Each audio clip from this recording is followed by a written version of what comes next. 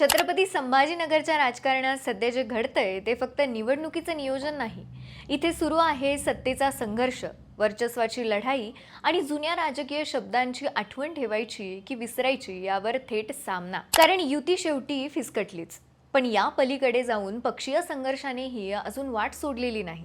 आता बघा, एकीकडे युतीची बोलणी सुरू होती, पण त्यात मध्य मतदारसंघाचे आमदार प्रदीप जयस्वाल यांनी स्पष्ट भूमिका घेतली होती की मध्यमध्ये युती नको. इथे शिंदे गट स्वबळावरच लढणार.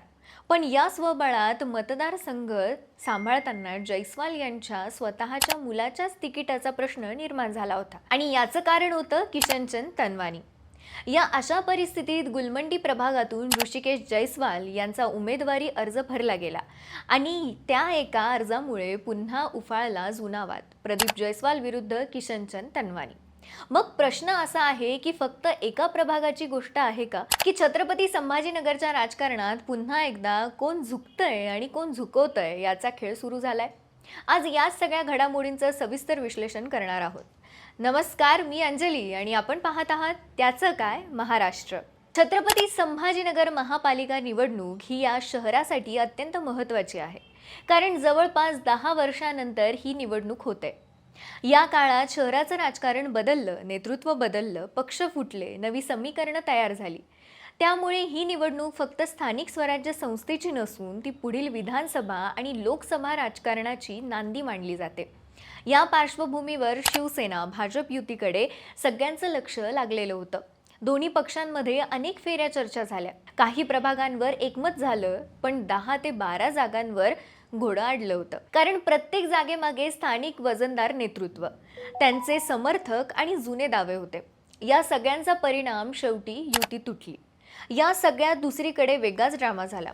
गुलमंडी प्रभागातून ऋषिकेश जयस्वाल यांनी उमेदवारी अर्ज दाखल केला.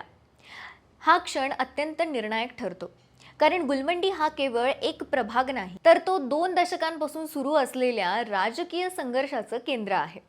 एकीकडे आहेत आमदार प्रदीप जयस्वाल, संघटनात्मक ताकद, सत्तेशी जवळीक आणि सातत्याने निवडणुका जिंकण्याचा अनुभव असलेले नेते. तर दुसरीकडे आहेत किशनचंद तनवानी, जुना राजकीय चेहरा, स्थानिक प्रभाव आणि आम्ही पक्षासाठी त्याग केला असा ठाम दावा असलेले नेते. तनवानी कुटुंबाचा गुलमंडी प्रभागातून पूर्वीपासून प्रभाव राहिला आहे. त्यांच्या बंधूंनी अपक्ष म्हणून निवडणूक जिंकली होती. त्यांचे पुत्र स्वीकृत सदस्य होते.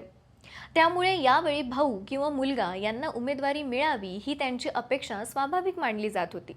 पण या अपेक्षेमागे एक मोठा राजकीय संदर्भ आहे, विधानसभा निवडणूक. तनवानी यांचा दावा असा की विधानसभा निवडणुकीत त्यांनी मोठा त्याग केला. शिवसेना उद्धव बाळासाहेब ठाकरे पक्षाकडून मिळालेली उमेदवारी त्यांनी नाकारली, कारण हिंदू मतांचं विभाजन होऊ नये आणि अप्रत्यक्षपणे प्रदीप जयस्वाल यांचा विजय सुकर व्हावा. हा निर्णय त्यांनी वैयक्तिक फायद्यासाठी नव्हे तर पक्ष आणि विचारासाठी घेतला, असा त्यांचा ठाम आग्रह आहे. म्हणजेच त्यावेळी गोड बोलून विधानसभा मोकळी करून दिली आणि आता महापालिकेसाठीही तसा शब्द पाळला जावा अशी त्यांची अपेक्षा होती. पण राजकारणात अपेक्षा आणि वास्तव यांच्यात अंतर असतं. ऋषिकेश जयस्वाल यांनी अर्ज भरताच तो दावा आपोआप कमजोर झाला आणि त्यामुळे तनवानी जयस्वाल वाद पुन्हा उघडपणे समोर आला. इतकंच नाही तर या वादाचे पडसाद थेट पक्षांतर्गत पातळीवर उमटले.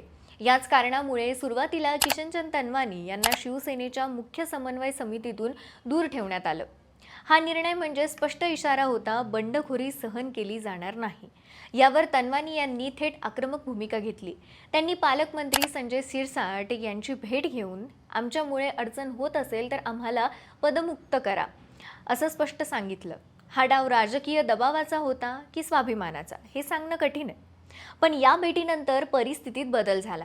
तनवानी आणि विकास जैन यांची नावे समितीत समाविष्ट करण्यात आली. म्हणजेच वरवर पाहता समेट झाला, पण अंतर्गत नाराजी संपली असं म्हणता येणार नाही. आता सर्वात महत्त्वाचा मुद्दा असा आहे की गुलमंडी प्रभागाबाबत पक्षाचा निर्णय अजून अंतिम नसताना ऋषिकेश जयस्वाल यांनी अर्ज का भरला? तर याचं उत्तर राजकारणात दडलं आहे. अर्ज भरल्यामुळे उमेदवाराचं नाव सार्वजनिक होतं, कार्यकर्त्यांना संदेश जातो, विरोधकांवर दबाव येतो आणि जागा वाटपाच्या चर्चेत ही जागा आधीच घेतली गेली आहे हा नैतिक दावा तयार होतो. ऋषिकेश जयस्वाल यांच्या अर्जावेळी प्रदीप जयस्वाल स्वतः उपस्थित होते. जिल्हा प्रमुख राजेंद्र जंजाळही होते. म्हणजे हा निर्णय वैयक्तिक नव्हता, तर पूर्ण ताकदनिशी घेतलेला होता. आता सगळ्यांचं लक्ष किशनचंद तनवानी यांच्याकडे लागलं आहे. हे शांत राहणार का? स्वतंत्र उमेदवार देणार का? की शेवटच्या टप्प्यावर पक्षांतर्गत मोठा दबाव टाकणार?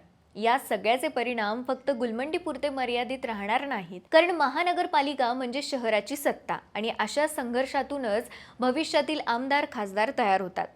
जर अशा वादांमुळे बंडखोरी झाली तर त्याचा फटका पक्षाला बसू शकतो, मतांचे विभाजन होऊ शकते आणि विरोधकांना आयतं कोलीत मिळू शकतं. एकंदरीतच प्रश्न अजूनही अनुत्तरित आहे. ही चाल अंतिम आहे की सुरुवात? तनवानी झुकले की अजून मोठा राजकीय धक्का देणार आणि गुलमंडी प्रभागातून सुरू झालेला हा वाद छत्रपती संभाजीनगर महापालिकेचं संपूर्ण गणित बदलणार का? याची उत्तर लवकरच समोर येतील. तत्पूर्वी या सगळ्या राजकीय नाट्यावर तुमचं मत काय? कमेंटमध्ये नक्की सांगा.